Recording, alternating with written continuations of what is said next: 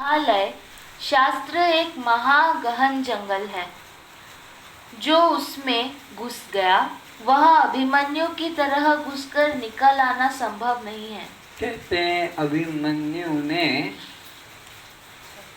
उसमें घुसना तो सीख लिया, वो क्या चक्रव्यूह था उनका, लेकिन उसको निकलने की कला नहीं थी। तो ऐसे ही ये शास्त्र भी एक जंगल है, इसमें घुस गए तो फिर ये भी पढ़ना है, फिर इसका वो भी पढ़ना है, फिर उसको भी पढ़ना है, फिर अभी वो बाकी है। 18 पुराण लिख दिए व्यास जी ने, हैं ये अब ये पुराण, अब ये पुराण, अब तो इस जंगल में जो घुस गया, हाँ, तो अब निकलना मुश्किल है। रमेश कहता है श्रद्धा को, ये इसको तुम पढ़ के मेरे को समझाना इसमें क्या लिखा है। इतने वेदांत के ग्रंथ घर में हैं, लिखता है खुद भी, और वो कहाँ का कौन कॉलेज का प्रोफेसर, उसका लिखा हुआ पुस्तक को अंग्रेजी में है। तो श्रद्धा तुम लिख के बता, मुझे पढ़ के बताना क्या ये बीमारी लगी है, थोड़े से शब्दों से अपना अनुभव ज्ञान हो गया, बस इस शास्त्र जंगल में कभी मत फंसना, जो फंसा फिर वो निकलना मुश्किल होगा। अतः शब्द जाल से बच निकल सीधा स्वरूप निष्ठा में बैठ जाना बहुत ही बड़े भाग्य की बात है। तो ये बहुत बड़े पुण्य भाग्य की बात है जो एक ही तत्व में टिक सकता हो, एक ही तत्व में बैठ जाता हो। ये हर एक के बस की बात नहीं है, क्योंकि अभी ये थोड़ा खा के देखें, अभी इसको चख कर देखें, अभी उसको पी के देखें, अभी उसको सूंघ के देखें, अभी उसको छू कर देखें। मन को नई नई वैरायटी चाहिए। घर में भी कहते हैं ये क्या रोज रोज मूंग की दाल बैंगन की सब्जी बीमारों का खाना दे दिया, कुछ अच्छी चटपटी चीज़ें बनाओ, कुछ अच्छा खिलाओ। हाँ, तो इस तरह से हमारी आदत पड़ गई है। और ये रोज़ देखता है छत के ऊपर बैठा हुआ, ये जो पक्षी आते हैं केवल सूखा चावल, सूखा दाना, न कभी नमक मिलाने को कहते हैं, न कभी मिर्च मसाला बनाने को कहते हैं, न कभी उसको रोस्टेड करने को कहते हैं, न कभी वो इसको छान कर दो। बेचारे जो करते हो, बस ये 12 महीने सारा जीवन केवल एक, मुझे आता है इनका जीवन तो देखो, बस उसी में संतुष्ट हैं, उसी में कोई दूसरी मांग ही नहीं करते। और हमारी कभी तृप्ति नहीं होती है, कभी तो हमको संतोष ही नहीं मिलता है। आज ये नहीं, कल वो था, परसों ये बनाना, वो अच्छा था, वो ठीक नहीं, इसी में लगे रहते हैं। तो रूखी सूखी खाई के ठंडा पानी पी, देख पराई चूपड़ी मत ललचाए जी। संतों ने कहा अपना रूखा सूखा, मतलब पत्रम पुष्पम फलम तोयम यो में भक्त्या प्रचति, जो भी मुझे प्रेम से पत्र पुष्प जल फल देता है, मैं उसको प्रीति से स्वीकार, प्रेम से स्वीकार करता हूँ। भगवान ने मिर्च मसाले का नाम ही नहीं लिखा, तेल घी का नाम ही नहीं लिखा, सीधा पत्र पुष्प फल, साधारण। ऐसे ही देखो विदुरानी ने भगवान को केले का ही भोग लगाया, तो शबरी ने बैर का भोग लगाया। तो इस प्रकार भगवान इसी में प्रसन्न है। तो अपने को अपने मनों में भी यही करो कि जो मिल जाता है बस उसी में संतोष करें, और इस चटोकरी को ज़्यादा चटाने से ये तुम्हें और अधिक दुखी देगी, इसलिए इसकी मत सुनो। जिसने इसकी सुनी वो औषधालय रुग्णालय का पात्र बनता है। बात इतनी ही जानने योग्य है कि शरीर से भिन्न मैं ज्ञान स्वरूप अद्वितीय ब्रह्म हूँ। क्या कहा, आप बोलिए इसको। सिर्फ इतना ही जानना है कि मैं देह से अलग दृष्टा साक्षी आत्मा हूँ। ये जानना है, देह से अलग हूँ, चैतन्य दृष्टा साक्षी आत्मा हूँ। देह में नहीं, देह मेरा नहीं, तो देह के कोई धर्म मेरे को स्पर्श नहीं कर सके। इतनी सी बात को जो एक महावाक्य से हल हो जाती है, उसके लिए योगीराज, षड्दर्शनाचार्य, व्याकरणाचार्य, वेदांताचार्य बनने की क्या जरूरत। एक ही औषध से काम हो गया, तो फिर ये षड्दर्शनाचार्य या न्याय दर्शन शास्त्र, व्याकरणाचार्य, इतने आचार्य पदवी पाने का क्या जरूरत है। क्यों अपना जीवन को उसमें व्यतीत करते हैं। सीधा हरि भजन करो और अपना कल्याण करो। लोक वासना वाले ही अपने को करपात्री, त्याग मूर्ति, महामंडलेश्वर, 1008 श्री श्री आदि उपाधि लेकर अपने लेटर पैड, परिचय कार्ड पर वर्णमाला के अनेक अक्षर छपवा रखते हैं। साथ MA, PhD, MSc, डॉक्टर आदि की उपाधि भी साथ जोड़े रखते हैं। मुंडे मुंडे मरती भिन्ना, मुंडे मुंडे मतिर भिन्ना। जितनी खोपड़ियां हैं, सबके अपने अपने पृथक पृथक निर्णय हैं।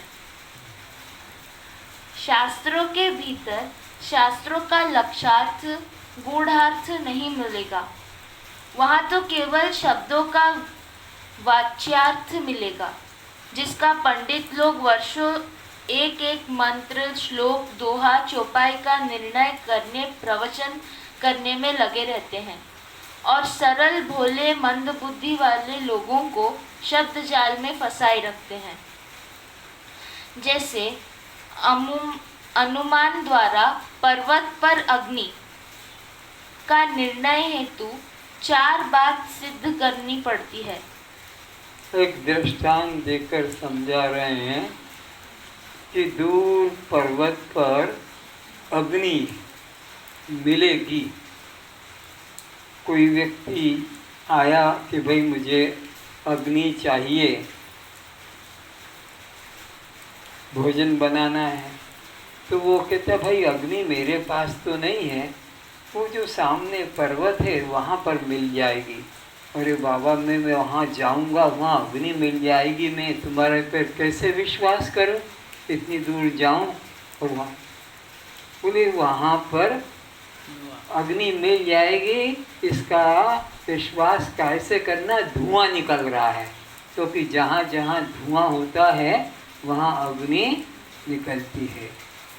भाई वहाँ अग्नि निकलती है जहाँ धुआं होता है, इसमें कोई दृष्टांत प्रमाण है।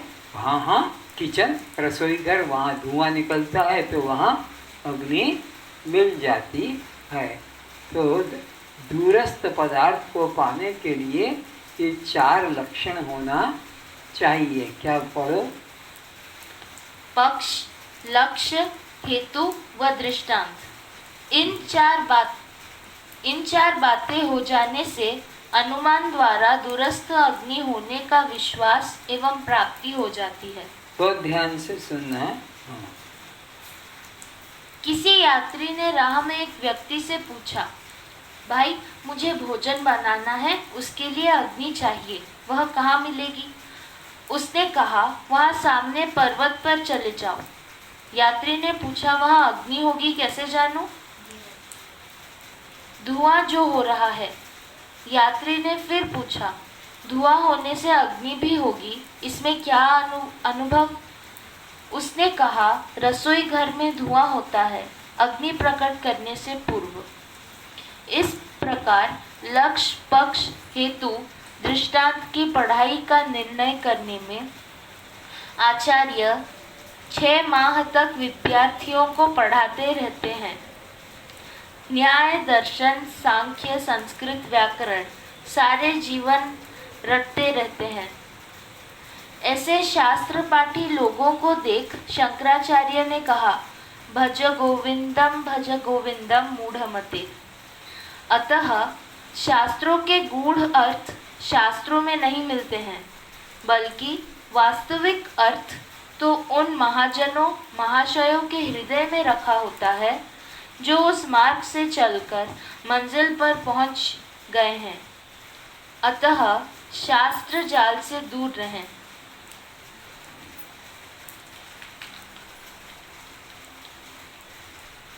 जैसे संसार उत्पत्ति क्रम सत्य नहीं है, न कोई दर्शन सत्य है, न कोई पंथ सत्य है, न कोई चक्र सत्य है।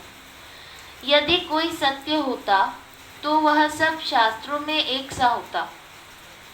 फिर क्यों कोई 24 तत्व, कोई 25 तत्व, कोई स्थूल शरीर के एवं 16, 17, 21 तत्व सूक्ष्म शरीर के बताते।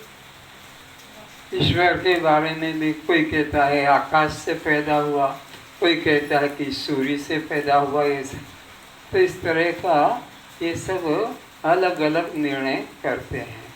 सत्य होगा तो वो सब जगह एक जैसा ही होगा।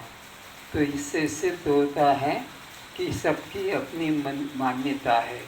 कोई कहता है वो मुरली वाला है, कोई कहता है धनुष वाला, कोई बताता है त्रिशूल वाला, तो कोई कहता है वो दिगंबर, तो कोई कहता है वो श्वेतांबर, तो कोई कहता है कि भाई वो तो अपना लंबा सा चोंगा पहनता है, सफ़ेद दाढ़ी है। इस प्रकार अलग अलग कहते हैं। तो ये सत्य का लक्षण नहीं, सत्य एक होगा सबके लिए। जैसे सूर्य, कोई उसका रंग अलग, आकार अलग नहीं बताएगा, कि दिशा अलग नहीं बताएगा। तो सत्य एक होता है, मिथ्या अनेक होते हैं। कोई द्वैत, कोई त्रेत, कोई द्वैताद्वैत, वशिष्ठाद्वैत, विज्ञानवाद, क्षणिक विज्ञानवाद, व्याकरण, सांख्य, न्याय, कर्म, योग, भक्ति, पूर्व मीमांसा, उत्तर मीमांसा, वैशेषिक, शाक्त शैव, पशुपत आदि बहुत मत मतांतर हैं। व्यावहारिक सत्ता में भेद है, किंतु परमार्थ सत्ता में कोई भेद नहीं है। किसी शास्त्र में संसार सीधा परमात्मा से उत्पन्न हुआ, तो कहीं तेज से, तो कहीं आकाश से। उस प्रकार कहने से सिद्ध हुआ कि जगत सत्य नहीं है। पारमार्थिक दृष्टि से न लय है, न उत्पत्ति है, न कोई बद्ध, न कोई मुक्त है, न कोई साधक और न कोई मुमुक्षु ही सत्य है। कृत्वा मूर्तिं परिज्ञानं चैतन्यस्य न किं गुरुः निर्वेद समता युक्त्वा यः तारयति संश्रुतेः। अष्टावक्र जी कहते हैं, हे जनक, जिनसे विवेक, वैराग्य, सम, दम, श्रद्धा, तितिक्षा साधन युक्त गुरु सद्गुरु शरणापन्न होकर श्रवण, मनन तथा निधिध्यासन द्वारा अभेद की साधक, भेद की बाधक युक्तियों द्वारा अद्वितीय ब्रह्म को वह मैं हूँ इस प्रकार जान लिया है, उसने अपने आप को संसार सागर से उद्धार कर लिया है। वह अपना आप ही गुरु है। अपने को ही बस जानना है, सद्गुरु की शरण में जाकर। तो 4 साधन युक्त गुरु के पास जाना है। विवेक, वैराग्य, षड संपत्ति, मुमुक्षुता, ये पात्रता है। अगर ये पात्रता तो नहीं होगी तो गुरु उपदेश तुम्हारे अंदर ठहर नहीं पाएगा।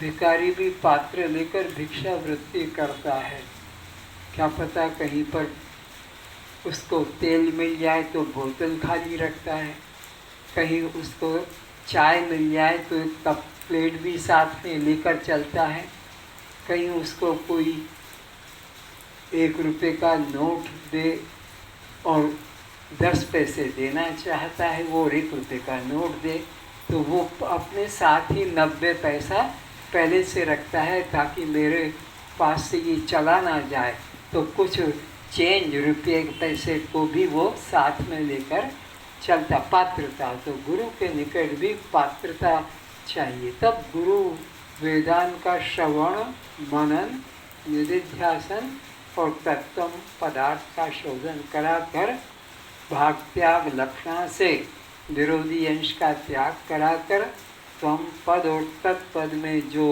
माया मिला हुआ है उसका त्याग कराकर जो शुद्ध तत्व है उसमें निष्ठा करा देता है।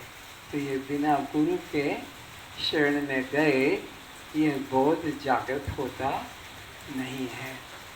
आज बस इतना ही, इस काया का होता विनाश है।